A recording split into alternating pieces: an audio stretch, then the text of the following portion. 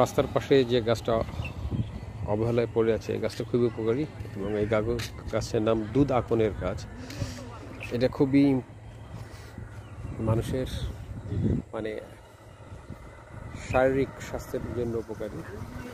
কারণ হলো যদি কারো কোথাও ফুলে যায়, কোথাও ব্যথা হয়, এই পাতা গরম করে সেঁক দিলে কমে যায়। তাছাড়া যদি কারো জন্ডিস হয়, এই পাতার 7টা পাতার সাথে 7টা আশ্বর গাছের জ্বর মিশিয়ে তারপর দই দিয়ে যদি কাউকে খাওয়ানো যায়, তাহলে জন্ডিসের কারণে যে শারীরিক যে সমস্যা জটিলতা, সেটা অনেক অংশে কমে যায় এবং এটা প্রমাণিত। আমার মামার হয়েছিল, দেখেছিল। তাই তো যারা নাম শুনেছেন দুধ আকনের গাছ দেখতে কেমন, এইরকম আসলে দুধ আকনের গাছ দেখতে।